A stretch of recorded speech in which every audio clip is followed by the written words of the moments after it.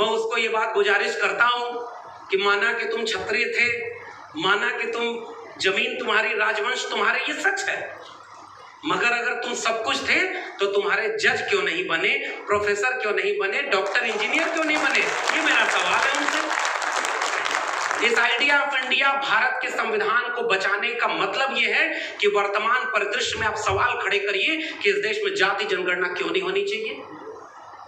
इस देश को पता तो चले कि किनकी आबादी कितनी थी, कितने प्रोफेसर, कितने जज, कितने वकील, कितने डॉक्टर, कितने इंजीनियर, कितने उद्योगपति, इस देश की जमीनों पर कितना मालिकाना हक, इस देश की संपत्ति पर मालिकाना हक, बैंक से मिला लोन और उस लोन को लेकर भाग जाने वाले लोग कौन लोग हैं, ये बात तो पता तो चले इस देश को। जिसने इस देश को बनाया उनको इनमें से कुछ नहीं मिला और हमारे लोगों को धर्म के अंधे कुएं में ढकेला जा रहा है।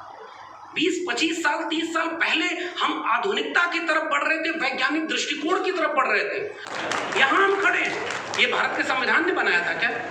पढ़ाई, कमाई, दवाई, सिंचाई और जो इसकी लड़ाई थी उसे गुम करके, उसे नजरअंदाज करके भारत के संविधान पर कुठाराघात किया जा रहा है और इस देश की पूंजी को, इस देश के संसाधनों को थोड़े से चंद दोस्तों के हाथों बेचा जा रहा है। ये वर्तमान चुनौती है। इस चुनौती से बचने का रास्ता क्या है? मेरे पास कोई रास्ता नहीं। आपके पास कोई रास्ता होगा तो मैं लेकर जाऊंगा। मेरे पास अगर कोई रास्ता दिखता है तो वो भारत का संविधान दिखता है। एक ही रास्ता, उस एक रास्ते में है क्या? जो लड़ाई हमारी विरासत की है, मुझे लगता है कि उस विरासत की लड़ाई में अगर शिक्षा सबसे प्राथमिक थी तो उसको तो नई शिक्षा नीति में बर्बाद कर दिया। प्रोफेसर राजकुमार ने बोला है और उसमें अगर वक्त होता तो मैं और जोड़ के बता देता कि बचाने को शिक्षा में कुछ है ही नहीं।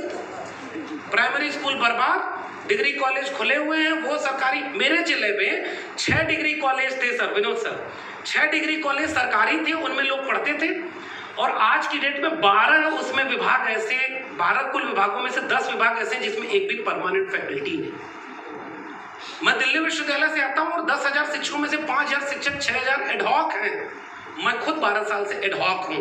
आज तो उनके अखंड भारत के खिलाफ बोल रहा हूं, पता नहीं कल तक नौकरी बचेगी कि नहीं बचेगी, मुझे नहीं पता। लेकिन भाई आपने बुलाया है कि भारत का संविधान और रखी है आपने बाबा साहब और तथागत बुद्ध की मूर्ति, तो मुझे लगता है कि उनसे हिम्मत लेकर के यहाँ आंख में आंख डाल करके सच कहना चाहिए। बुलडोजर आप झेल लीजिएगा, मैं तो सच बोल के जाऊंगा।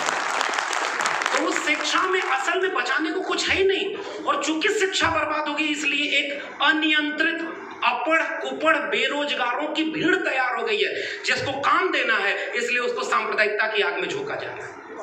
कितने पढ़े लिखे घरों के लोग त्रिशूल तलवार लेकर जा रहे हैं? ये भारत के संविधान में नहीं था। भारत का संविधान एक वैज्ञानिक चेतना के डेवलपमेंट की बात करता है ना, तर्क विवेक की बात करता है ना। वो कहता है कि सबको सबके इबादत का हक है, उनको इबादत करने दो। हमारे यहाँ तो चारवाक और लोकायत दर्शन भी हुए ना, हमारे यहाँ तो षट दर्शन में पदार्थवादी दर्शन भी थे ना, हमारे यहाँ तो कबीर भी थे, रविदास भी थे। मैं दोहे नहीं सुनाऊंगा, लेकिन विरासत ये है कि उन्होंने जो विरासत चुनी अखंड हिंदू राष्ट्र की, उस विरासत में केवल कर्मकांड, अंधविश्वास और वर्चस्ववादी हिंसावादी तत्व है। हमारी विरासत में तथागत बुद्ध के हाथ में कोई अस्त्र शस्त्र नहीं है, अम्बेडकर के हाथ में कलम का हथियार है। हम कलम और किताब वाले लोग हैं, उन्हें तलवार और त्रिशूल पकड़ाया जा रहा है। ये वर्तमान दौर की चुनौती है। अगर इस चुनौती से लड़ना है तो मुझे लगता है कि कलम और किताब, भले इंस्टीट्यूशन बर्बाद हो जाए, व्हाट्सएप पे मैसेज आता है ना, देखते ही फॉरवर्ड करिए, शाम तक अच्छी खबर आएगी, नजरअंदाज कर देंगे तो बुरी खबर आएगी। आप जय भीम भी बोलते हैं, धीरे से फॉरवर्ड भी कर देते हैं, हो सकता है बुरी खबर ना आ जाए। मैं कहता हूं अगर फॉरवर्ड करना है तो गुलामगिरी, एनिलेशन ऑफ कास्ट, भारत का संविधान और मंडल कमीशन, ये 4 किताबें फॉरवर्ड करिए। ये वर्तमान चुनौतियों से लड़ने के लिए ताकत देगा और शिक्षा ही लड़ाई को जीतने के काबिल बनाएगी। कलम और किताब से ही त्रिशूल और तलवार, बम, गोला बारूद, इन सब से आप लड़ सकते हैं और यही आज के वर्तमान दौर की सबसे बड़ी चुनौती है। अगर ये लड़ाई हार गए तो भारत का संविधान नहीं बचेगा, बाबा साहब के सपनों का भारत नहीं बचेगा। दूसरी और आखिरी बात, उस लड़ाई के लिए तो चूंकि लंबी लड़ाई है, धीरे धीरे एजुकेशन का खतरा तो बाद में दिखता है ना आपको। इस लड़ाई के लिए अभी की जरूरत क्या है कि भारत के संविधान को किताब से निकाल कर अपने जहन में ले चलें। जैसे बाबा साहब ने कहा था, व्यक्ति पूजा नहीं करना। मैं तुम्हें मूर्तियों तस्वीरों में नहीं, किताबों में मिलूंगा, विचारों में मिलूंगा। भारत का संविधान एक विचार का नाम है, एक आइडिया ऑफ इंडिया का नाम है। उस आइडिया ऑफ इंडिया को लेकर के अपने एक हाथ में तिरंगा और एक हाथ में भारत का संविधान लेकर के हर सड़क चौराहे पर खड़ा होना हमारी जिम्मेदारी है। जहां भी धर्म के नाम पर नफरत हो रही हो, जहां भी दलित, पिछड़े, आदिवासी मारे जा रहे हो, यह हमारी प्राथमिक जिम्मेदारी है। एक नागरिक के तौर पर अगर उन आतताई भीड़ के सामने नहीं खड़े हुए तो हम साहब शिकार होंगे। आखिरी में जो बात उन्होंने कही थी कि जो तटस्थ हैं समय लिखेगा उनका भी अपराध। मैं हिंदी साहित्य का विद्यार्थी हूं और मैं ये दावे से कह रहा हूं कि तटस्थता जैसा कुछ होता ही नहीं। निष्पक्ष और तटस्थ एक बेमानी शब्द है। कहा जाता है मीडिया, जुडिशरी, न्यायपालिका, प्रोफेसर को तटस्थ होना चाहिए। नहीं साहब, प्रोफेसर को ज्ञान के पक्ष में होना चाहिए, अज्ञान के खिलाफ। मीडिया को जनता के पक्ष में होना चाहिए, सत्ता के खिलाफ। एक जज और न्यायपालिका को अन्याय के खिलाफ होना चाहिए, न्याय के पक्ष में होना चाहिए। पक्ष के बिना तो कुछ संभव ही नहीं है।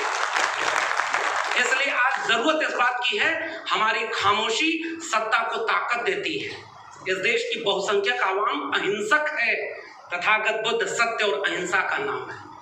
उस सत्य और अहिंसा के विचार को लेकर अगर हम भारत के संविधान को नहीं बचा पाए, इस साझी विरासत को नहीं बचा पाए, साझे सुख और साझे दुख को नहीं जोड़ पाए, आइडिया ऑफ इंडिया को नहीं बचा पाए, तो यकीन मानिए और माफ करिएगा मुझे कहने के लिए, आने वाली पीढ़ियों के जहन में हम बिरसा, फुले, अम्बेडकर और पेरियार को भी नहीं बचा पाएंगे।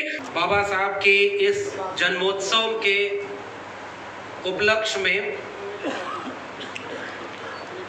जिस मुश्किल से ये आयोजन किया गया, पहले इसका कुछ प्रारूप और था, नाहर सिंह जी से अपडेट मिलती रहती थी, उनमें कुछ बाधाएं आई, मगर इन लोगों ने कहा कि हमने आगाज़ किया है तो आयोजन होगा, और आज इस रूप में हम यहाँ पर मिले हैं। यहाँ भी तमाम तरह की बाधाएं आई, बिजली जा रही थी, लेकिन ये कोई सामान्य बाधा नहीं है। ये जितनी बाधाएं इस पूरे राष्ट्र के बनने में रही हैं, वैसी ही कोई थोड़ी मोनी ये बाधाएं हैं, लेकिन अच्छा है कि आप उन्हें पार करके इस आयोजन को सफल कर चुके हैं। मैं आज के विषय को जब देख रहा था, अमूमन हम लोगों की जो छवि बन जाती है, लोग इसी उम्मीद में बुलाते हैं कि यहाँ भी उसी तरह से बोला जाएगा, वही सारे तेवर। लेकिन मुझे लगता है कि जब इंडोर बातचीत हो रही हो, सामने जो जनसमूह बैठा हो, जिनमें बहुत सारे लोग आपसे उम्र में, अनुभव में बहुत वरिष्ठ हों, मंच पर बहुत वरिष्ठ लोग बैठे हों, तो मुझे लगता है कि इस मंच का तकाजा है कि मैं केवल और केवल विषय पर बोलूं। और इस विषय के 3 हिस्से मेरे सामने दिख रहे हैं। बाबा साहब, भारतीय संविधान और वर्तमान परिप्रेक्ष्य। इन तीनों पर केवल 3 बातें करूंगा।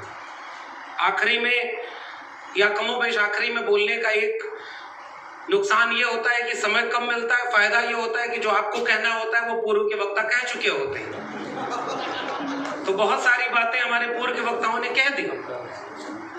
इसलिए मैं केवल जब सोच रहा था कि आज आपके बीच में, जो कि मुझे पता चला ये आयोजन उस समूह के लोगों का है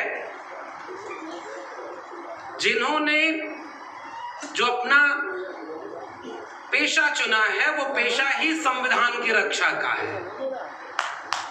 उन लोगों के बीच में मुझे संविधान पर बात करनी है, तो मैं क्या करूंगा उनके सामने संविधान पर बात? हमसे ज्यादा आप जानते हैं।